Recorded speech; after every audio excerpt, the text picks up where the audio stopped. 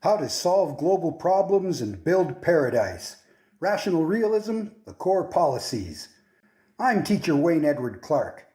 This isn't the style of video I'd prefer, but we do the best we can with what we've got. When I was a young man, I thought to myself, there are a lot of really smart people in the world. There must be someone out there who has a real plan to fix the huge problems we're facing, a rational, realistic, practical plan that makes sense to anyone. I searched for people like that, but didn't find any. There were a lot of people trying to improve things on an issue-by-issue basis, but no one with a comprehensive and self-consistent set of solutions. So I started working on it myself, and I've been working on it for 37 years. The result is a system I've called Rational Realism. It's designed to do a lot of things, to introduce a practical worldview and morality, to restore the natural life of the earth, to ensure healthy food and clean water for everyone, to eliminate pollution and waste, to eliminate harmful unemployment, to redirect harmful systems into beneficial tasks, to establish true justice, to dramatically reduce the cost and increase the speed of our legal systems and governments, to eliminate crime, to eliminate government corruption, to eliminate war, to build secure and happy lives for everyone, and to build a strong and prosperous future for humanity in the long term. Will it work? We won't know until we try it, but the logic chains are rock solid. You could say some of these policies are groundbreaking biosociological design. It's just as true to say they're all good common sense.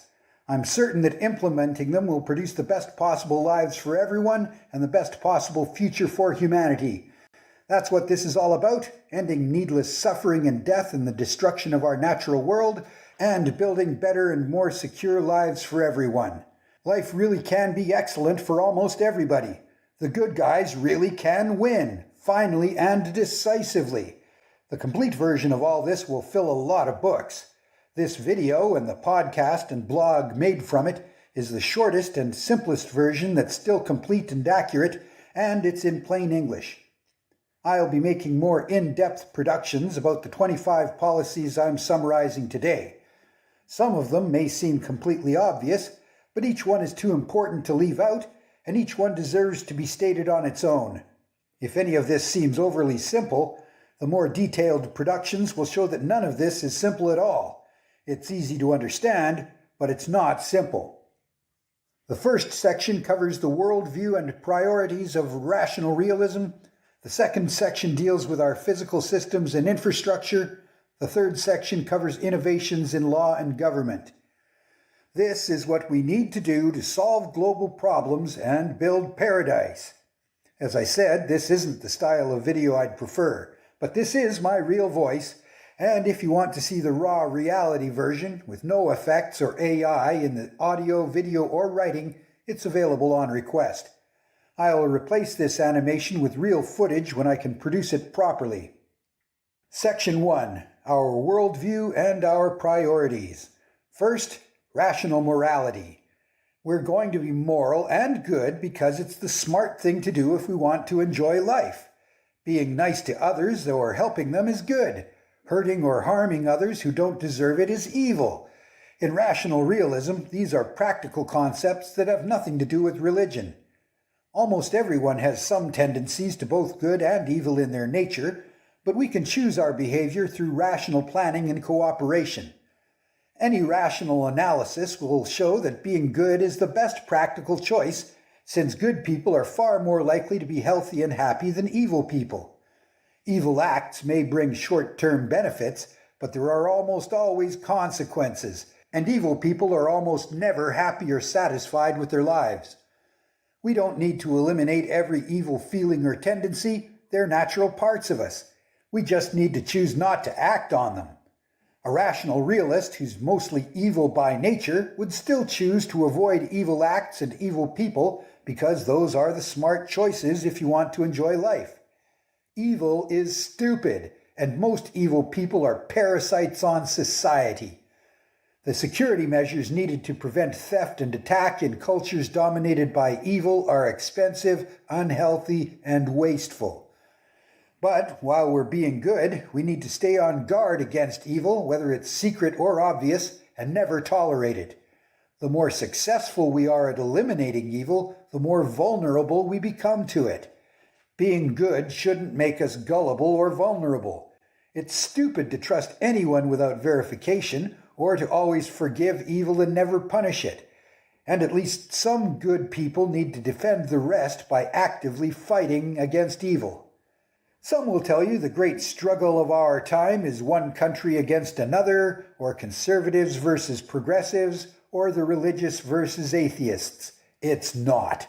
Those are smoke screens to hide the truth and manipulate people. The great struggles are still good versus evil, and, to a lesser extent, rationality versus irrationality. It is rational for good people to give their loyalty to all other good people rather than to any organization, company, or government.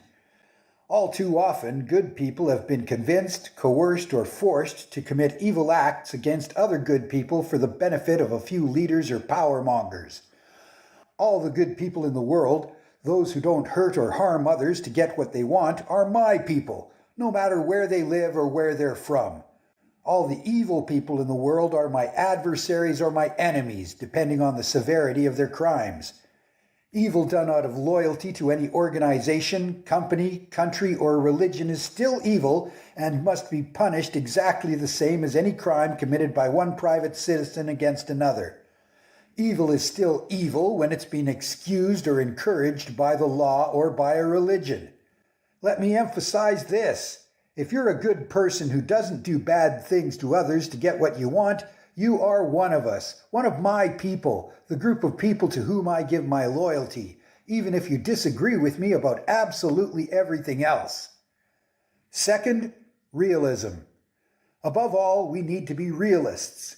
We need a completely realistic worldview based on all the evidence that any of us can experience with our senses. This is consistent with common sense, modern medical practices, technology, science, and legal systems that respect justice. We reject all beliefs that conflict with our knowledge. We won't find practical solutions to real-world problems in superstition, magic, religion, or wishful thinking. Those ways of thinking were unavoidable and natural parts of human social development, but they don't describe reality. Science and technology are realism, and they've brought us everything that's really improved our lives, from medical knowledge to food production to the internet to jet airliners that take us halfway around the world in less than a day. Only one worldview can be right. Whether it's a religion, a political system, or any other, they all contradict each other on crucially important points, and we all live in the same reality. If one religion is right, all the others must be wrong. If Marxist-Leninism is right, everything else is wrong, including realism. I'll say that again because it matters. Only one worldview can be right. The rest are wrong, and realism has proven itself right over and over with every surgery that saves a life and every international flight that lands safely. Once you really take that in, realism starts to look pretty damn good. Third, rationalism. We need to be rational, and we need to make rational decisions that benefit ourselves and others in the long term as well as the short term, based on evidence and well-proven principles. Important decisions should never be made impulsively or based only on emotions. Being logical means reducing a problem to its fewest critical factors and working on them with the minimum number of relevant processes, like doing math.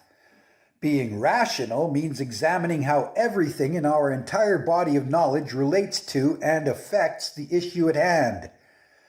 Both logic and rationality are important, but rationality is much more applicable to human systems and is overlooked far more often. Fourth, comprehensive health. We need to make comprehensive health a primary priority. A system is healthy when all its parts are working well, they're all working well with each other, and it's free from pain and injury.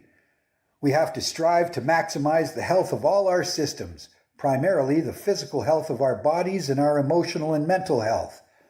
By building healthy relationships, healthy lifestyles, healthy organizations, healthy cultures, healthy societies, and healthy economies, in healthy ecological environments in a healthy biosphere. It's easy to argue about what's right and wrong, but health is a concept we can all agree on. Fifth, efficiency. We need to maximize the efficiency of everything we do and never waste our time, effort, money, or resources. Checking for more efficient ways of doing things should be part of every plan and every review of our progress.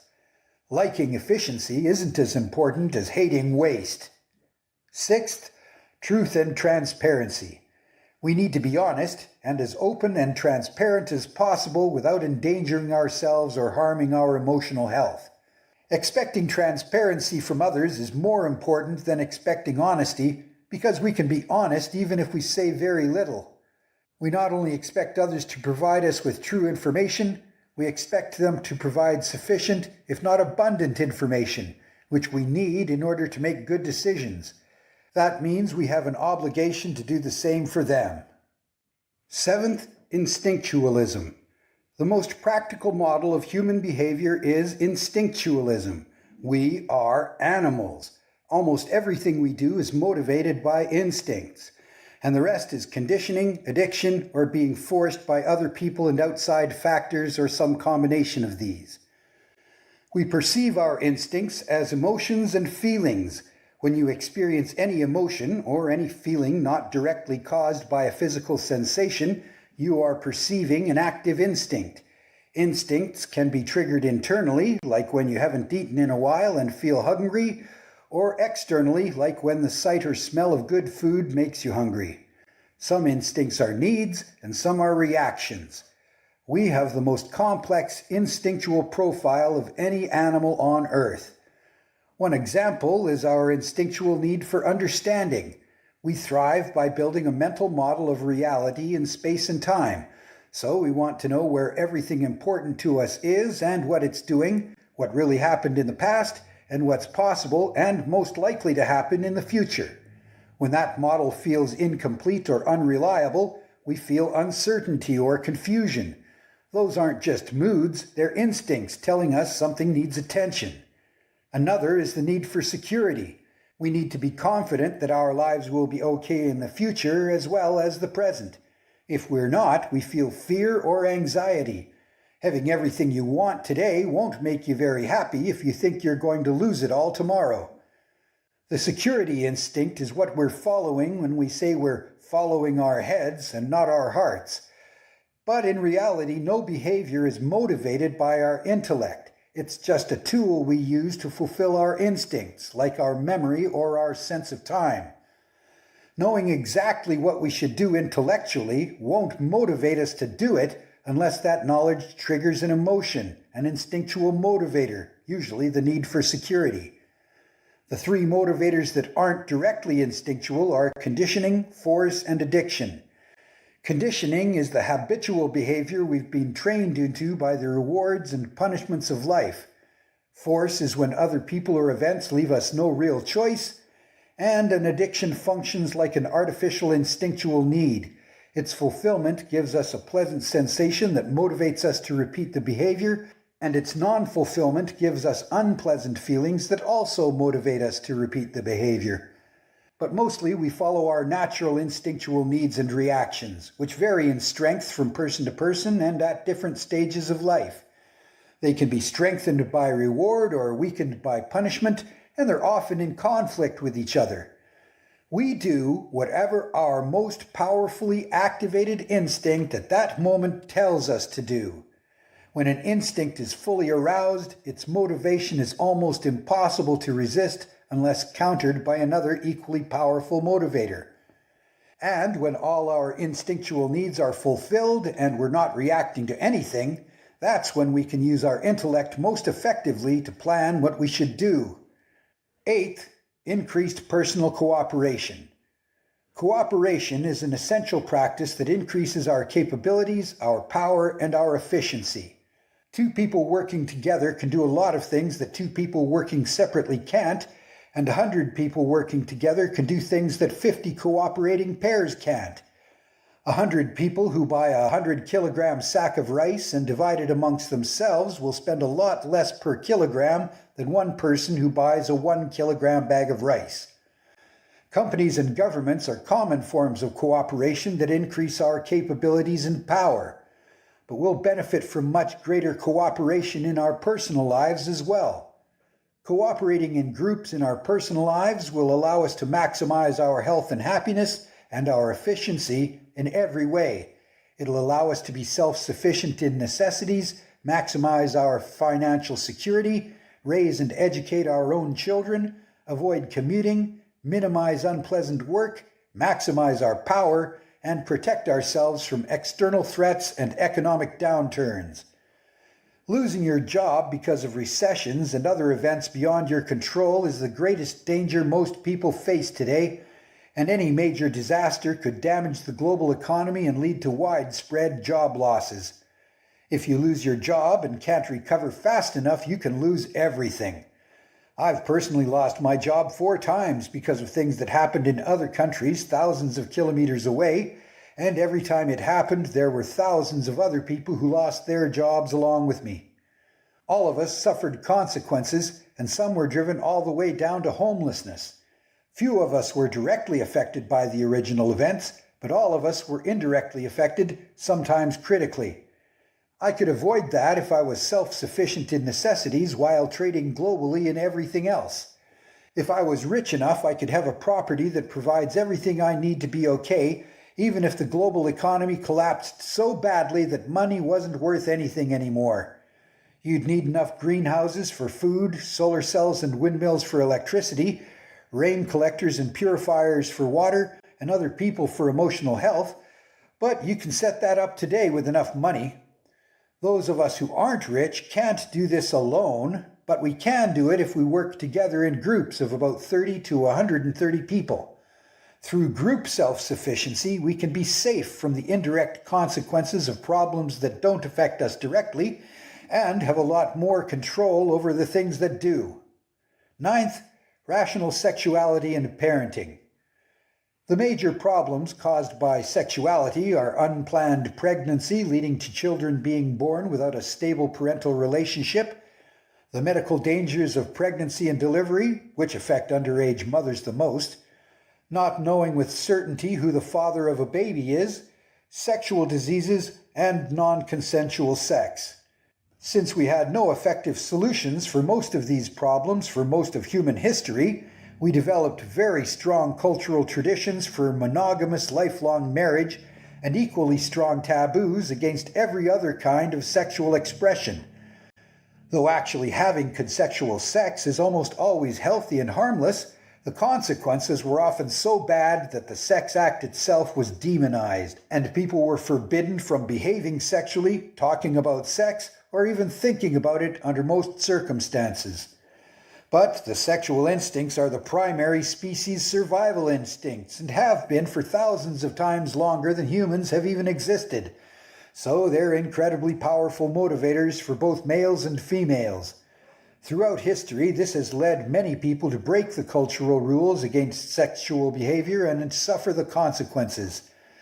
The total consequences of the rules against sexuality have often been worse than the consequences of sexuality itself.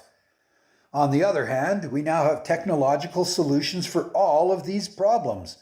We have several kinds of birth control to prevent unplanned pregnancies. Medical systems can prevent almost all complications of pregnancy and birth. Genetic paternity tests can determine with certainty whether a given man is or isn't the father of a baby. And we have tests for all sexual diseases, cures for most of them, and treatments for the rest. If these solutions were applied correctly and consistently, the existing cultural rules about sexuality and marriage would become obsolete because the conditions that justified them would no longer exist. Unfortunately, the old taboos are so strong that unplanned babies are still being born because a young woman was afraid to ask her doctor for birth control in case her parents found out she was having sex, and her partner was too embarrassed to buy condoms at the drugstore, and they could no longer resist the power of the mating instinct. The taboos put in place to prevent problems then become the cause of the problems, and pregnancy becomes a tragedy for everyone involved. Though a reduction in population will be a very good thing in most ways, the global birth rate is dropping faster than is healthy if we want to avoid the consequences of population collapse. It seems that most people today, if they really have a free choice, will choose not to have enough children to keep the population stable. So we need to improve the circumstances that prospective parents have to deal with. We're facing new conditions, and we need new rules concerning sexuality, parenting, and families. Everyone who wants to have sex without having children should get tested for every sexual disease before having sex with each new partner, and each partner should provide their own form of birth control. Many forms of birth control aren't fully reliable by themselves, but two used properly at the same time are very reliable, and each person is in control of their own protection rather than depending on their partners. Most people between 17 and 21 years of age aren't considered mature enough to raise children by today's standards, yet those are the ages when we're physically most suited to parenting, historically the ages of the healthiest pregnancies and the healthiest babies. At the same time, there are many older adults with no children in their lives whose parenting instincts are starved for fulfillment. One solution is to encourage young people to plan to have 2 or 3 children between the ages of 17 and 27, with the legally committed assistance of older adults who will contribute time, effort, and money to the parenting and share in the joy and fulfillment of doing so. It's often been said that it takes a village to raise a child. Before that, it took an entire tribe, and a similar situation is still the best solution today. If this is agreed to and planned in advance with the active cooperation of everyone involved, it can be wonderful in every way, and conflicts over authority, rights, and responsibilities can be avoided. 10th, ending poverty. Cooperation in groups is also one of the keys to ending poverty, not only for the financial advantages, but for the mutual support, assistance, and protection from disaster that groups provide when things go wrong. Another key is life skills retraining. I'm in the Philippines right now, where most of the poverty is caused by lack of opportunity, which is gradually being improved by economic development. But even if that problem were completely fixed, there would still be the kinds of poverty that exist in developed countries with plentiful opportunities. Sometimes it's just bad luck. But there's also the poverty experienced by people with one or more of a range of serious problems, like being so completely starved for almost every kind of fulfillment that they're no longer functional, or trauma, or addiction, or physical, emotional, or mental health problems. Many of the poor have all of those problems at once. Many of them are struggling people whose parents were struggling people who raised them to be struggling people and never gave them a practical set of habitual life skills because they didn't have any to pass on. And when it comes to life skills, teaching them is never enough. They have to be trained through active example and repetition until the habits are so strong that the person doesn't consider doing otherwise, whether the person learning them is a child or an adult. If you take most poor people from developed nations out of their miserable lives and put them in a cooperative recovery home with a large group of supportive people, and have them participate in a well-designed life skills retraining program tailored to their personality type, almost all of them would recover completely within a year. Most of them would then have the option of moving somewhere else of their choice and continuing to live successful, productive, fulfilling lives. A few will never be able to live independently without relapsing, and that's fine. They can continue to have successful, productive, fulfilling lives in a recovery home indefinitely.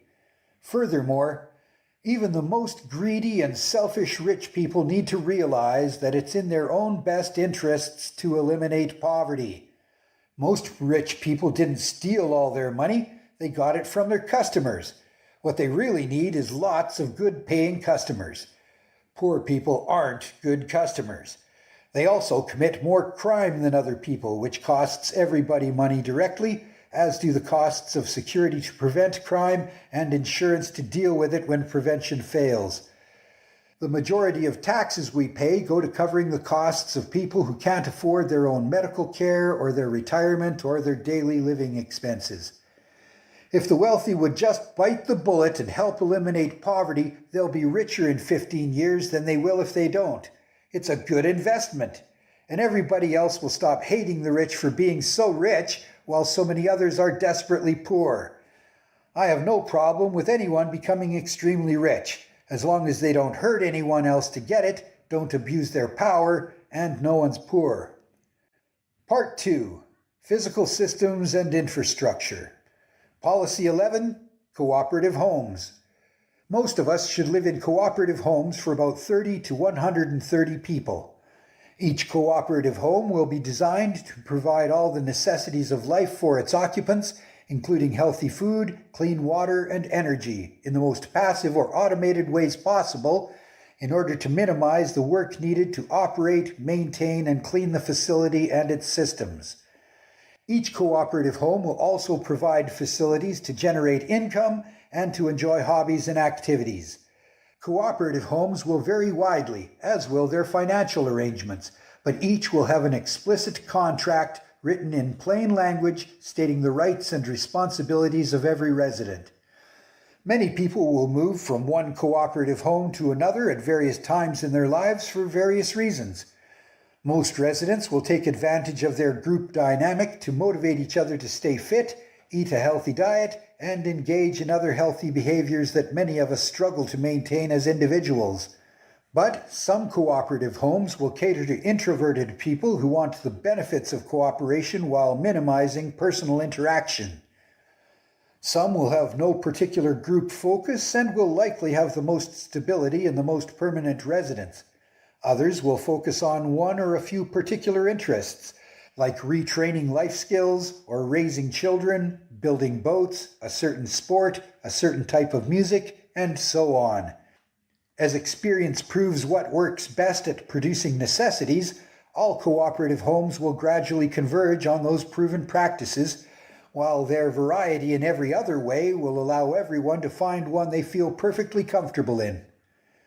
Cooperative homes will have modular apartments for families of 1 to about 7 people, containing the rooms used daily: living rooms, bedrooms, bathrooms, and a modest kitchen. They'll also have shared rooms for less frequent and group activities, including a large central meeting and activity room, a commercial laundry, a commercial kitchen, storage, waste management facilities, greenhouses, productive plants in almost every room, energy production and storage equipment, water collection and purification equipment, and a garage. This cutaway image was made with AI tools working from my description, and while it's not what I envisioned, it at least gives you some idea of what cooperative homes designed as eco-developments could look like. We'll get to eco-developments in the next policy. Depending on the priorities of the group, cooperative homes may also include optional features such as a store or restaurant, an audio and video studio, animal facilities, sports courts, a swimming pool, or rooms for computing, making clothes, mechanics and repairs, fabricating, electronics, or industrial production. Garages, manufacturing, and industrial facilities will usually be on the lower levels along with access to the road. The rest of the habitat will be protected from industrial noise and danger by thick walls and floors, safety-oriented design, fast and voluminous venting, strict safety regulations, frequent inspections, and generous emergency response capabilities. Until we can eliminate zoning laws that prohibit mixing residential, retail, commercial, and industrial activities on the same property, we'll have to build cooperative homes in places that aren't affected by such laws. When a cooperative home has a significant number of school-aged children, one or more of their parents can be certified as full-time teachers, and the rest of the parents can spend at least one workday a week on a rotating basis helping to supervise and teach the children, while remaining less than 5 minutes away from their children during the rest of their work days. This avoids most of the drawbacks of large institutional school systems. If several cooperative homes cooperate with each other, they can achieve what one couldn't do alone. For example, several cooperative homes in a row could have a factory in their lowest levels for extra income, owned by the residents, with each home containing one section of the assembly line that leads to the next. And if there's an epidemic, residents of a cooperative home can quarantine and isolate themselves with everyone and everything they need for physical, social, and financial health right there on the property with them. Policy 12, Saving Nature. The crises of climate change, pollution of every kind, habitat destruction, and mass extinction continue to accelerate. We are literally killing everything. We're going to save nature by restoring the environment and maximizing the biosphere. We'll maximize all the natural life forms in Earth's biosphere, their health, diversity, numbers, and total mass, in order to maximize our own health, safety, and resources. Every area of land and every volume of water on Earth will need to be cleaned of pollutants and invasive species and designated as one of three kinds of life zones. The first is nature preserves, where the natural balance and numbers of all native species are maintained as closely as possible and human presence and activity is minimized. The second is ecocultures, where the natural balance and diversity of all native species in a natural ecosystem is restored and maintained, while their numbers, density, and productivity are increased above natural levels by every applicable method, such as selective watering, fertilizing, and placement. Most of the excess produced by our efforts will be harvested for our use, leaving at least natural amounts of every native species. Ecoculture is like farming, except that all the native species in a balanced natural ecosystem are our crops and our livestock. This will allow us to produce billions of tons of bioresources every year while maintaining the natural diversity, balance, and health of the Earth's natural life. The third is Ecodevelopments, or environmentally integrated development.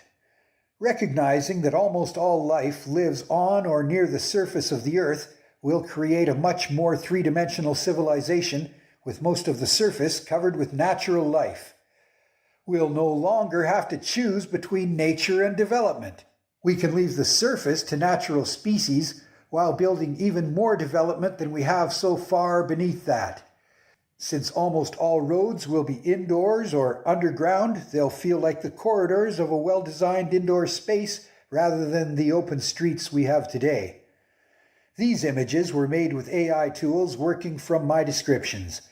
They show what existing cities could look like when retrofitted as eco-developments. They're not that close to what I envisioned, but they do give you a basic idea of the concept.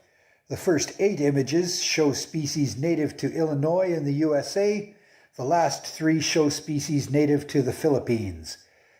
People will live and work in facilities surfaced with a diverse and mostly natural ecology, ecocultured with mostly native species, but with a greater than natural proportion of native food-producing and product-producing plants and animals, and selected, productive, domesticated species grown organically whose containment can be assured.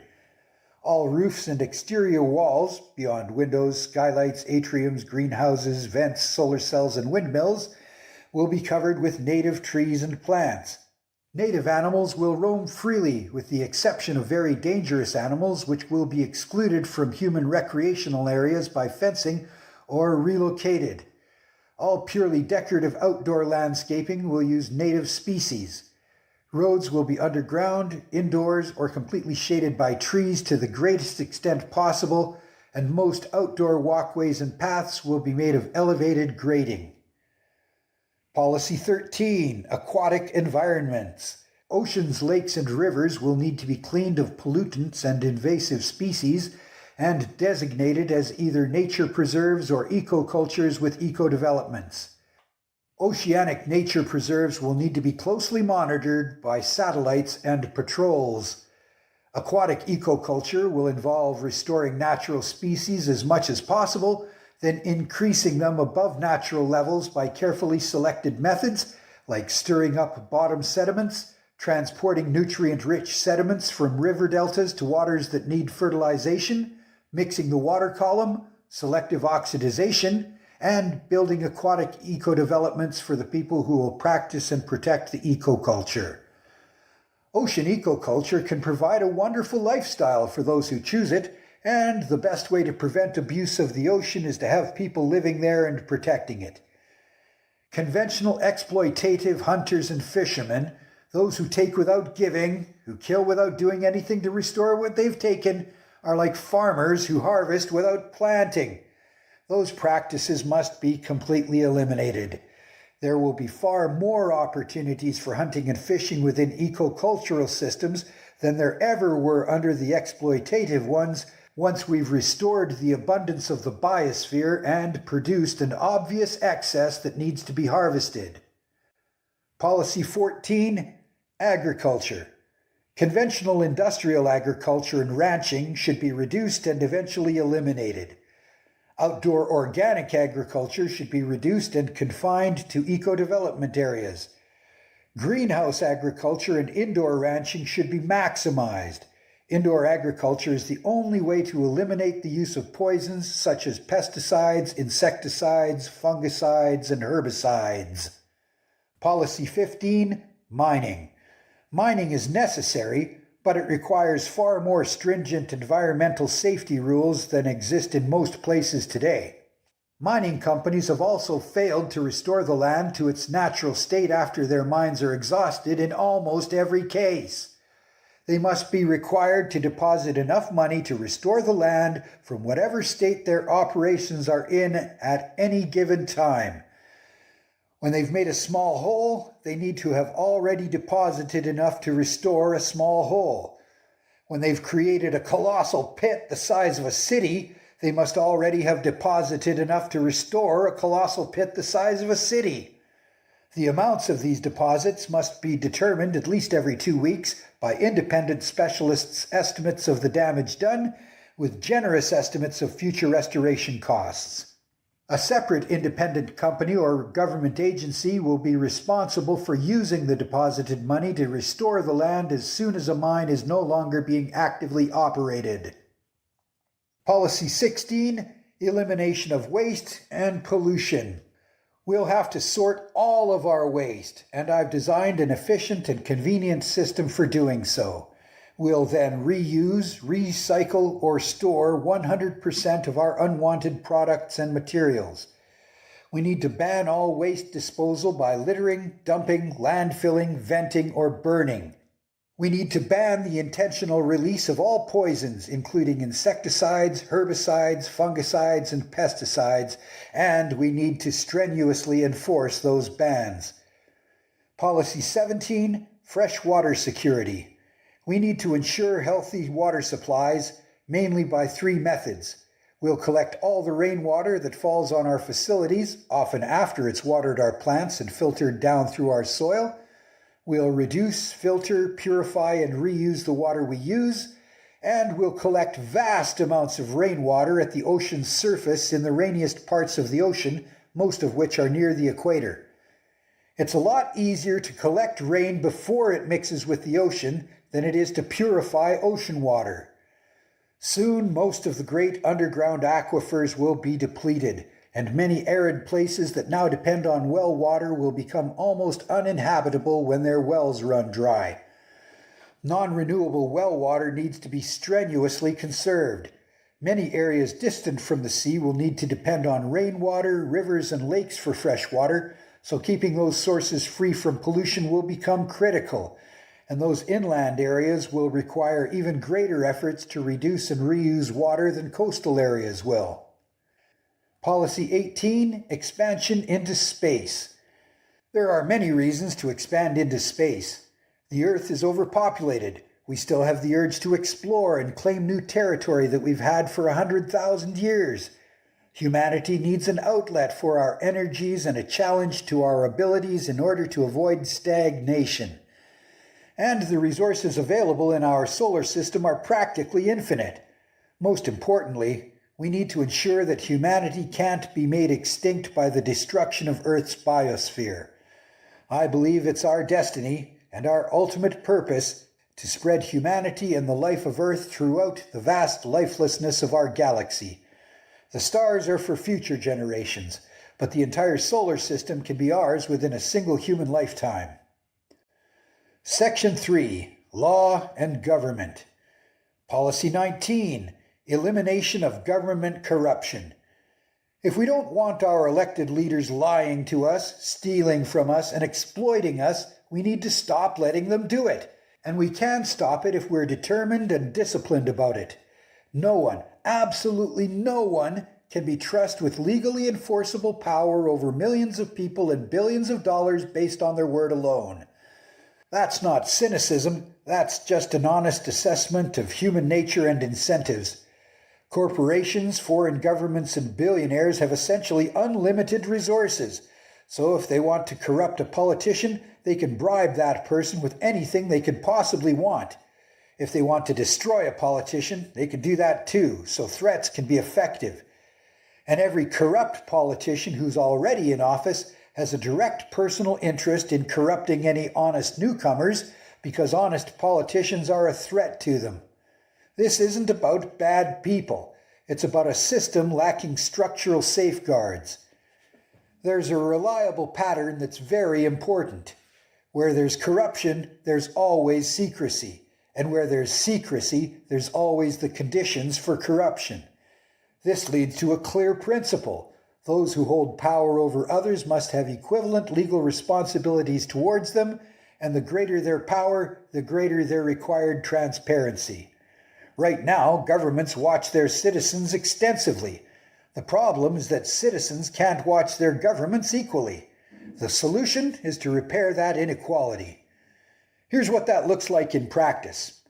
Municipal and provincial leaders would be required to broadcast and record all of their professional activities during their working hours and be prohibited from conducting any government or political business during off-duty hours. National leaders would be held to an even higher standard, proportional to their greater power. They will need to live stream and record everything they do at all times, with the only exceptions being in their bedroom and bathroom.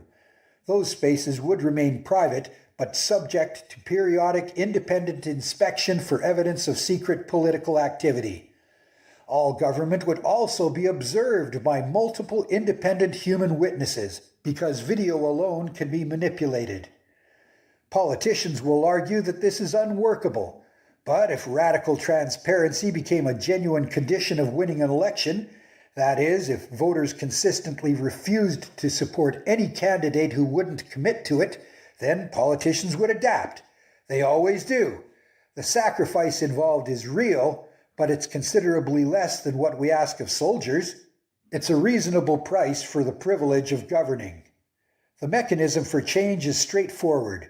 Vote for any politician who commits to full transparency. Don't vote for any politician who won't. That's it. No revolution required. Just consistent, informed voting behavior applied to a single clear standard. Corruption requires secrecy. Remove the secrecy and you remove the corruption. Policy 20, Democracy.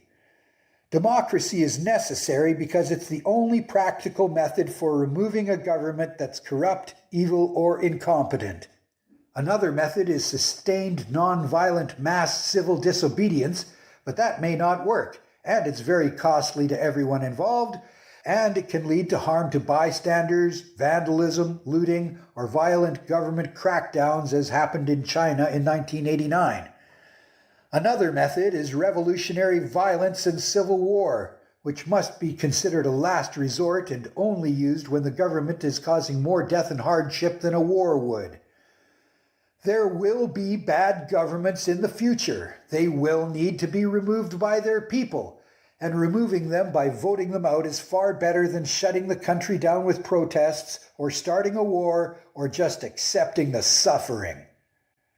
Policy 21. Establishment of justice. Right now, there's very little justice in the world. Most crimes go unpunished, and the so-called justice systems mainly benefit those who work in them, the lawyers and other companies who profit from them, and the politicians who make the unending streams of new laws. It's hideously expensive for everyone else, and those who actually suffer from crime get very little benefit. We need to establish true justice by simplifying, rationalizing, and demonetizing the law, and by replacing imprisonment and arbitrary fines with other options to the greatest extent possible. We'll reduce the emphasis on following the letter of the law and increase the emphasis on achieving justice. No criminal should escape justice because they got off on a technicality. Every human behavior will be classified by the law into one of 4 behavioral legal categories. 1. Rights, healthy or harmless behaviors that are always allowed. This is the core of freedom, which is fundamental to a healthy and happy society. If you're not free, you're a slave. Everyone in any country before 300 years ago was the absolute slave of their ruler. They had to do whatever the ruler told them or face being charged with treason and possibly executed, and the ruler could do whatever he wanted to any of them without consequences unless he offended the populace so badly that they rebelled. The same is true today of anyone living under an unrestricted monarchy or a modern tyranny. Everyone in Saudi Arabia is their king's slave. Everyone in North Korea is Kim Jong-un's slave. Everyone in China is Xi Jinping's slave, and everyone in Russia is Vladimir Putin's slave. And because of that, almost everyone there is a lot less healthy and happy than they would be in a just society. Individual rights and freedoms as a top priority are absolutely necessary for health and happiness. Behavioral category 2, responsibilities. Legally enforceable mandatory behaviors such as caring for children, payment of taxes, and fulfillment of contracts. Legal category 3, crimes, behaviors that always harm others and so are never allowed. And 4, safety issues, behaviors that have some value but may or may not harm others depending on circumstances, that are allowed after a realistic analysis of how dangerous they really are, if steps have been taken to reduce the risk to acceptable levels through education, training, appropriate safety equipment, and safety laws. Common examples are food safety laws, traffic laws, and aviation laws, and they'll be applied to every recreational activity. It should be noted that the use and sale of most recreational drugs, voluntary prostitution, gambling, and unconventional sexuality are safety issues, not crime. Everything that anyone could do in their life falls into one of those 4 behavioral legal categories. Levying arbitrary fines as punishment punishes the poor far more than the rich, which is unjust. Only restitution payments to directly compensate for damages and fines based on a percentage of the convicted person's income and net worth should be permitted as financial punishment. Punishment involves making a person feel worse, and rehabilitation requires making a person feel better. The 2 processes can't be achieved simultaneously, and attempting to do both at the same time is usually a complete waste of time and effort. If punishment is necessary, do it, then rehabilitate after that. Imprisoning people is extremely expensive and largely ineffective. It also prevents prisoners from fulfilling their responsibilities to their families, their communities, and those they have offended against.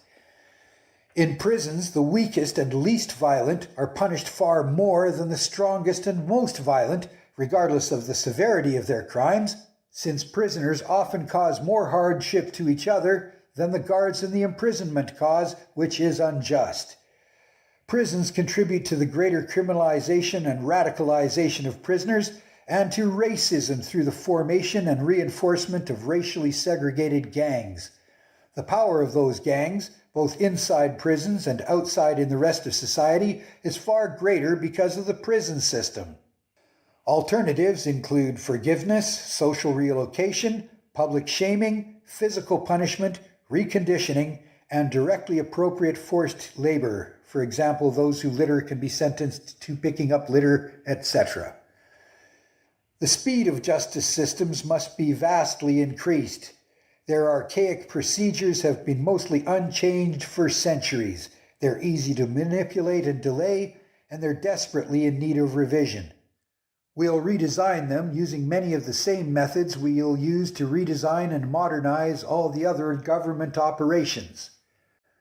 Policy 22, understandable laws. Laws must be understandable to almost everyone. You can't get justice from a law you can't understand, so laws must be simplified to the greatest practical extent. Archaic and obscure terminology must be minimized or eliminated, and everyone must be educated enough about the simplified laws to understand them. Historic laws that are obsolete, irrelevant, or based solely on technologically obsolete historical moralities must be eliminated. Hiring a lawyer who works for profit should be allowed, but must never be necessary to obtain justice. The legal system should be so user-friendly and reliable that most people would feel they don't need a lawyer to accuse, sue, or defend themselves in court. Deciding a legal case in favor of whoever can pay the most for lawyers, even if they're guilty, is a huge injustice, and so is being shut out of the legal system by poverty. Policy 23, elimination of war. All war is crime. Killing or injuring innocent people and destroying their property must never be legally allowed under any circumstances.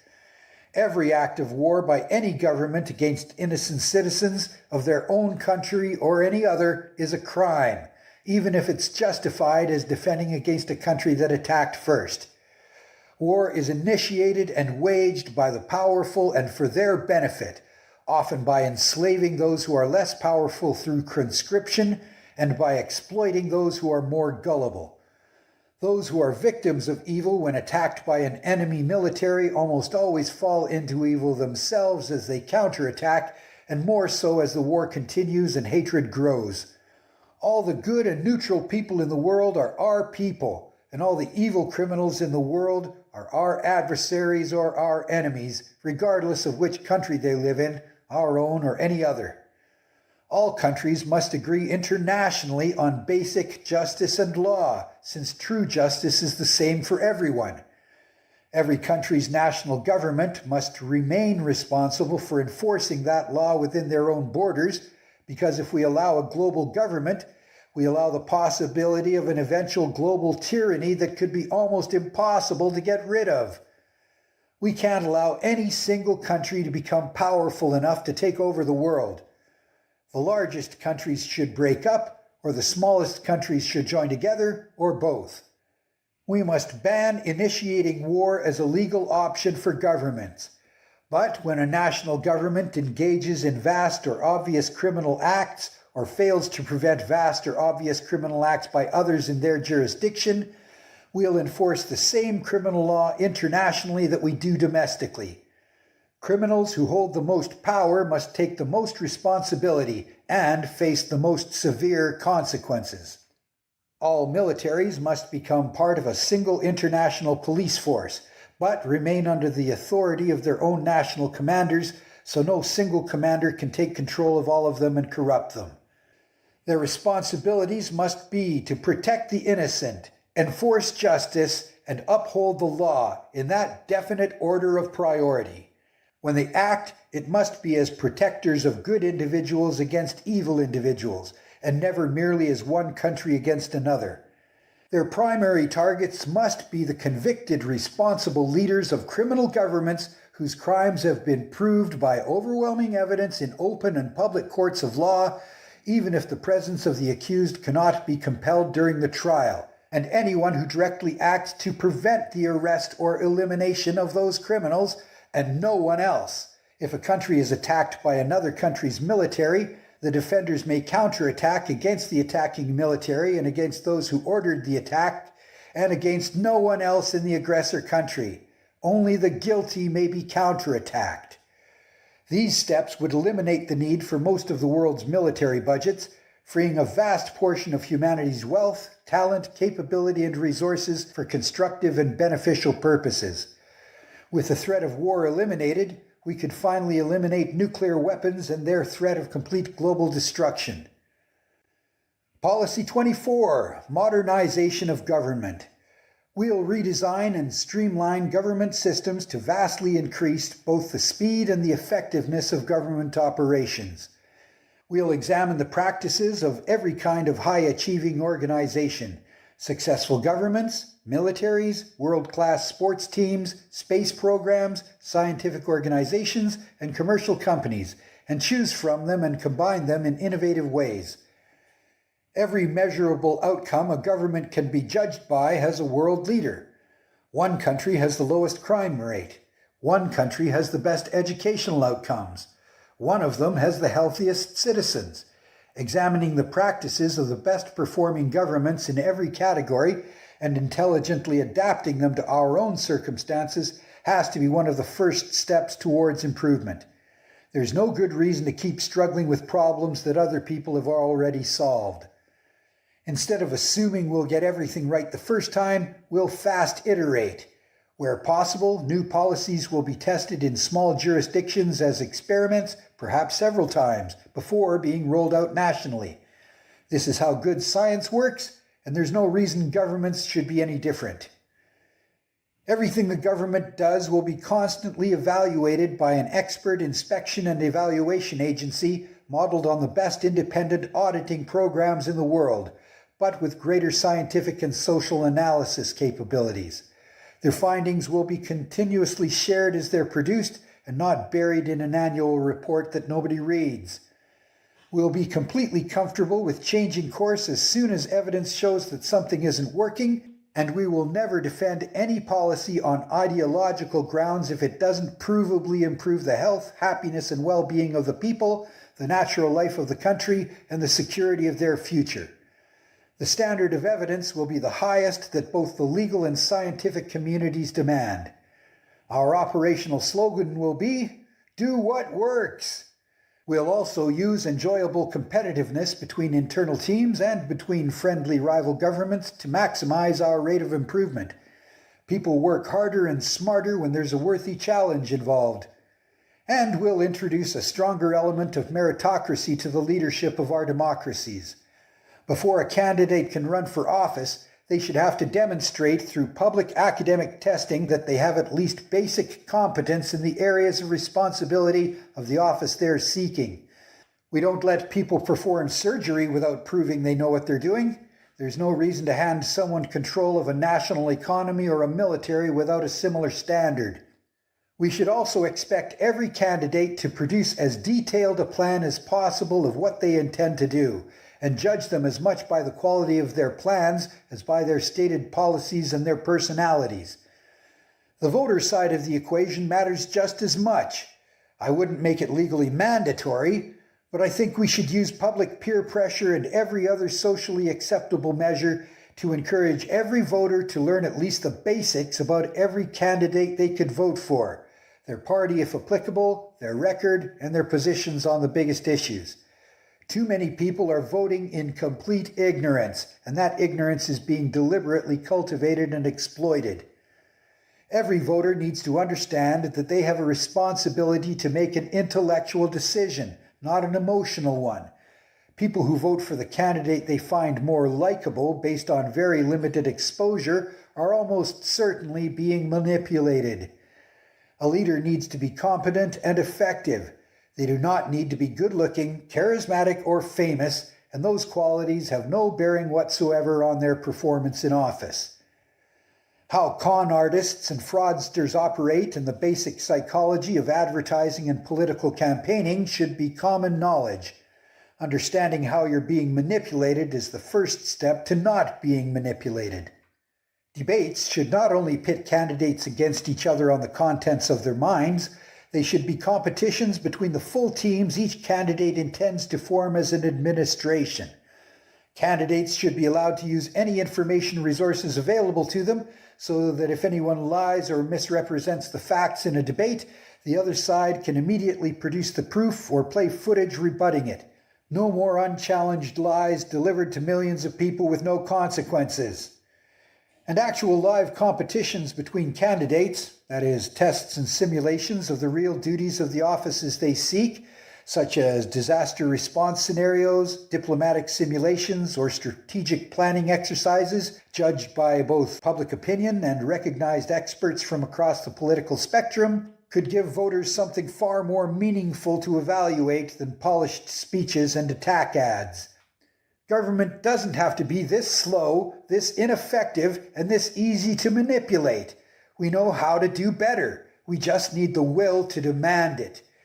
And here's the ultimate measure of success. If a government is perfectly designed, the leader won't have to do anything beyond public relations because every problem will already have been solved or prevented or anticipated and prepared for. Policy 25. Redirecting harmful organizations and systems to beneficial activities. No major changes, not even beneficial ones, can be achieved in this world without affecting many people's lives and jobs. All government and private organizations need to try to prevent systemic changes from causing widespread unemployment to people who depend on their jobs. We also need to avoid wasting the millions of person-years of effort that have gone into building some of our biggest companies, so we'll do our best to redirect harmful organizations into healthy activities. For example, we want the petroleum industry drastically reduced to cut greenhouse gas emissions. And we want the military weapons industry drastically reduced as well. But if most oil companies and weapons companies simply go bankrupt, lay off their workforces, and auction off their physical assets at fire sale prices, all the work they've spent building their teams, organizations, and systems will be lost, along with most of those companies' value. Since we want to expand into space, we can redirect weapons companies into making the equipment for that expansion while we reduce their weapons contracts, since the two industries have a great deal in common. Oil industry companies can be redirected into geothermal energy and our ecocultural expansion into the oceans, which will require many similar capabilities, like building offshore facilities, making and operating piping and pumping systems for high-pressure liquids, and so on. In conclusion, together, these policies are my plan for the best possible future. I'm absolutely certain that rational realism is right about what reality is and about what we should do to maximize health and happiness, eliminate unnecessary suffering and death, prevent disasters, and recover from disasters we can't prevent. Everyone who holds a different worldview has the freedom to try to convince everyone else that they're right, as they've been doing for hundreds of years. But I'm claiming my right to say that putting your dedication into any other worldview or religion is a mistake. Systems that contradict rational realism are wrong. There are a lot of people in the world who are rational or realistic or both, but I don't see anyone out there trying to actively promote and grow anything like rational realism in the same way that people who believe in religions and existing political systems are trying to promote and grow their systems. Someone has to do this. This is the crucial time. What happens in the next few years will be pivotal in deciding what happens for the next 1,000 years. The pace of change continues to accelerate, and it can't do that forever. The total power of humanity continues to grow, and we already have the power to either solve every problem or destroy absolutely everything. Sooner or later, one way or the other, there will be a new stability.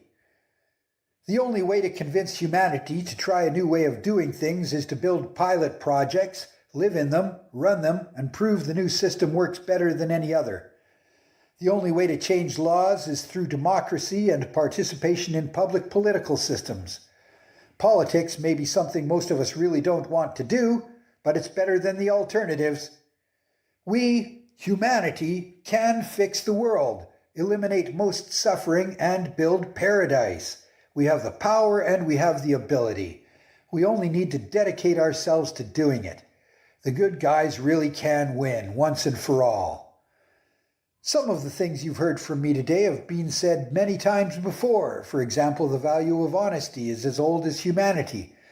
But everything I've said that you've never heard before are my ideas that I came up with independently. Though I can't guarantee that I'm the only one who's ever thought of every one of them, I'm definitely the first one to put them all together. Rational realism is my system. I say this to prevent other people from trying to take credit for my work if I manage to popularize it. In a way, I hate to make money from rational realism.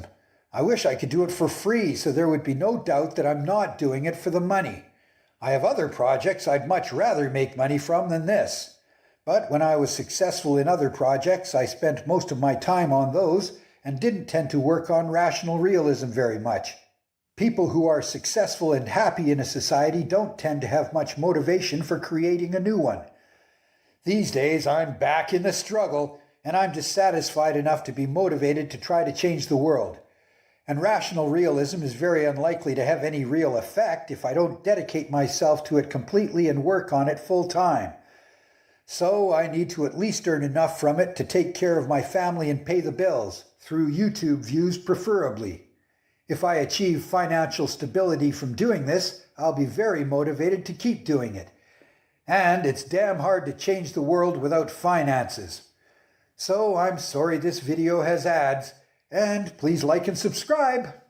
If you support my efforts, I do accept donations through the donation links in the description below. I encourage you to leave your opinion or start a debate with me in the comments. Keep it real, and take care until the next one. Rational Realism.